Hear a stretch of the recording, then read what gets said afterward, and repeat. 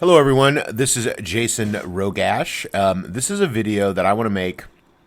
It sparked the other day. I was talking to Truthful Radio. Shout out to Truthful Radio, who's been a very good person to me. He's given me some good information, and he's been very nice, and I appreciate that, man. And I just wanted to give you a shout out. I was talking to him about 9/11, and there's three theories, in my opinion, on 9/11. How the buildings came down. There is the thermite theory, which is what Richard Gage promotes, which I think is perfectly reasonable. Some of it doesn't make any sense. Thermite is not going to explode or turn concrete into dust. Second theory is Judy Wood and her directed energy weapon, scalar weapons, some sort of hurricane-based energy weapon that is yet to be known. It would be the ultimate black project. Nothing of that scale has ever been shown to even exist. The amount of energy that you would need to do that to concrete would be just incredible.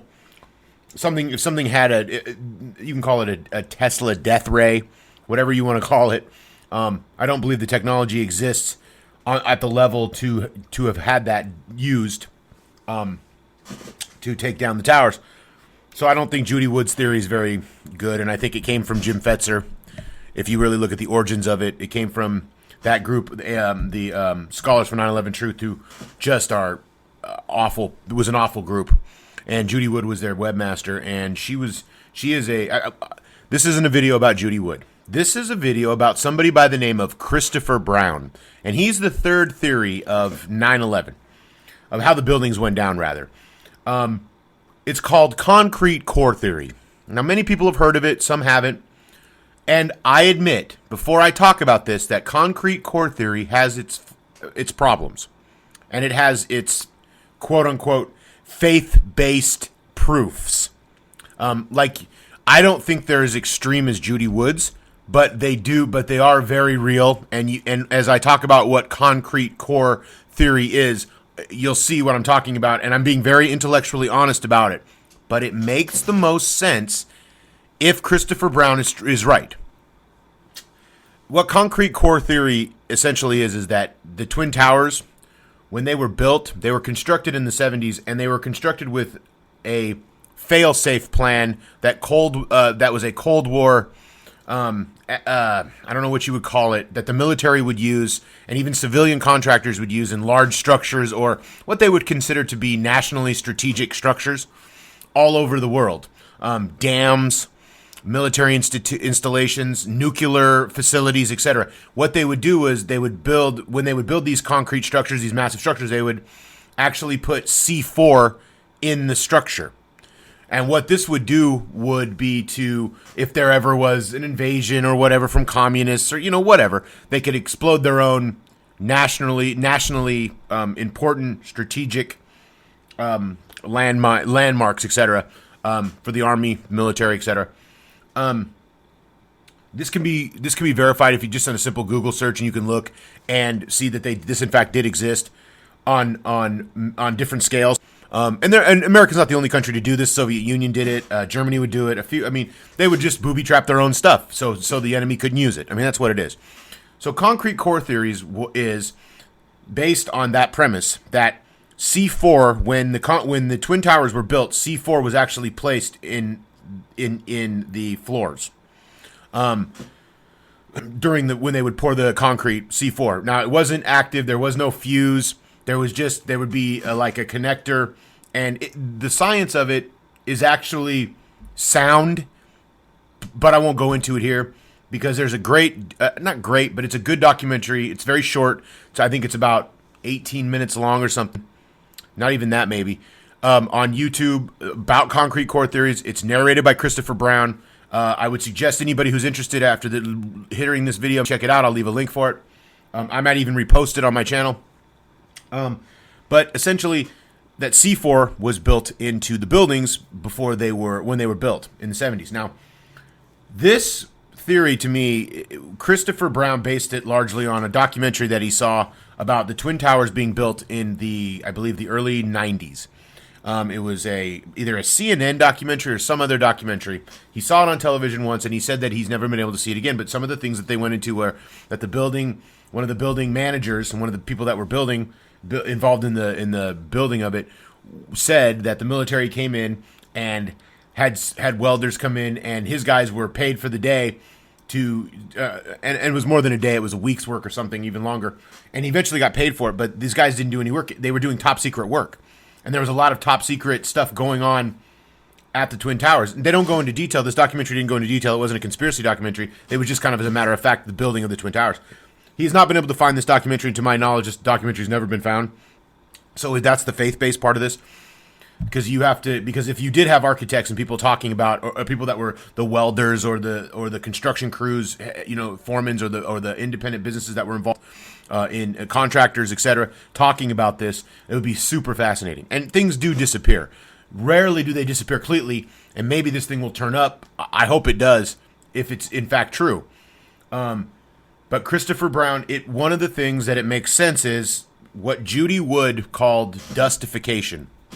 And it's simply what we see, the buildings being turned into dust. Now, I know the entire buildings were not turned into dust. I'm not making that argument. What I'm saying is, if you watch the 9/11 photo videos, there's a great, and I'll try to put a link below to it as well. There's a great string of, somebody took pictures, and then they took the pictures and then they strung them together to make them like a movie.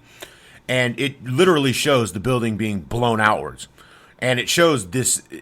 The C4, if it was planted correctly, if it was planted in the floors, would be traveling roughly 7 miles per 7 miles per second. Now, I mean, that's incredible speed. And what that would do is, when you would see those people, debris, etc., blown out of windows, and you would see that dust being created, that was explosives.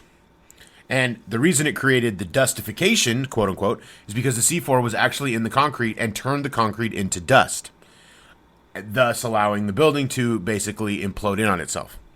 We've all seen the video. One of the things about concrete cores, and it's right there in the title, is that the cores were not actually steel columns, but they were concrete columns. They had steel on the outsides of them, but they were essentially concrete columns. Again, he relies heavily on the documentary. He relies on one of the architects, who was a Japanese gentleman. Again, I'll leave the links below. That when we see the pictures of the building, and we're looking at we see those steel structures on the outside of it. What we're looking at in many cases is elevator shafts. We're not actually looking at solid steel core columns. And if there was no steel, and this relies again, this is very faith-based. I'm not arguing that this is. I would go out and picket for this, this position, but I find it very fascinating, and it's very common sense oriented. Especially when you start to talk about the dustification stuff. If you're trying to a lot of what Judy Wood says about the molten steel being poured out of you can see the orange colored steel, the Cheeto dust, the Cheeto colored stuff that Judy Wood talks about. When in fact, that's a byproduct of C4, because it burns so hot and it would melt steel. As with thermite, and it's the same thing. But C4 was widely available, widely used by the military, widely used by building contractors for demolition. It would make the most sense. Now, the key to all of this is the architect, the final plans for the architect, the architectural final plans, the final plans for the Twin Towers. Christopher Brown believes that they were altered. He believes that the ones that are public, that NIST has shown us, that the government has shown us, that Richard Gage relies on, are fakes. They were put out into the media and given to the government. They are fakes. Again, where's the proof of that? There's none that I can find that's independent, other than what Christopher Brown says about, and partially some of the information that he has.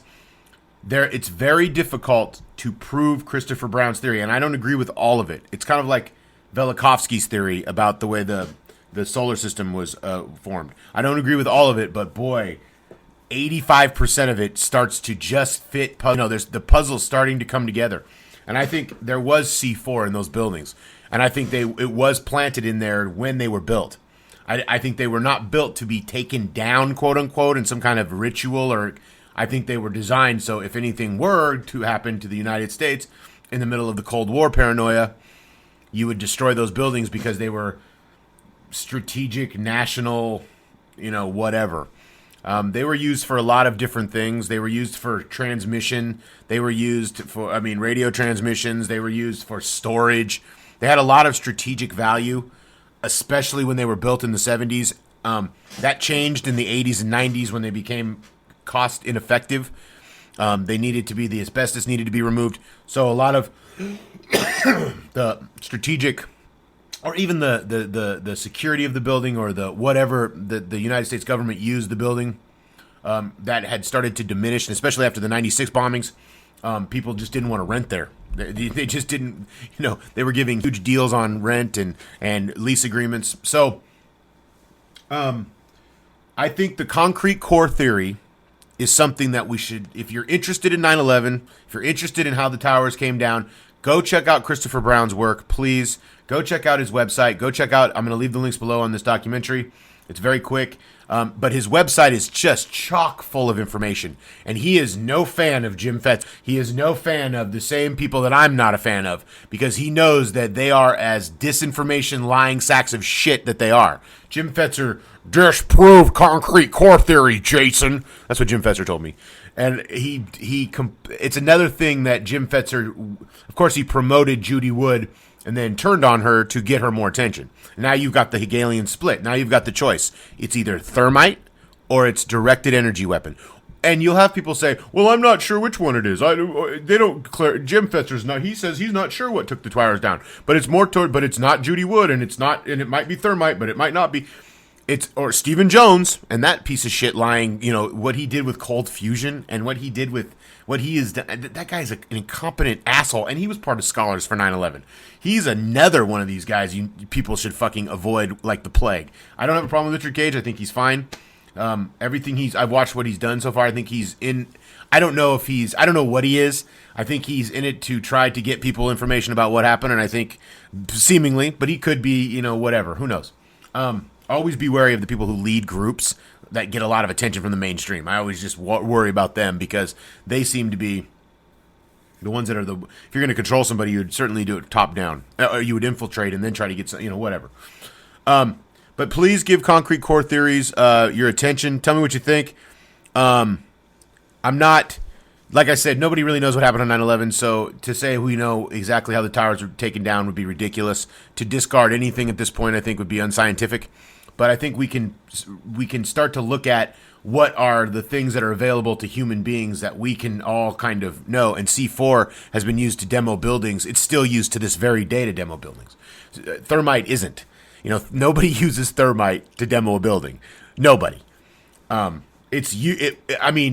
it's used to cut the columns of certain buildings, but C4 does a hell of a better job. It just blows things to smithereens. It travels at 7 fucking miles per second. So when you see the dust being blown out of the towers, what you're seeing is C4 obliterating the concrete and turning it into dust. Thank you very much. And again, thank you for listening. And please give Christopher Brown's Concrete Core Theories a little bit of your attention. Thank you very much.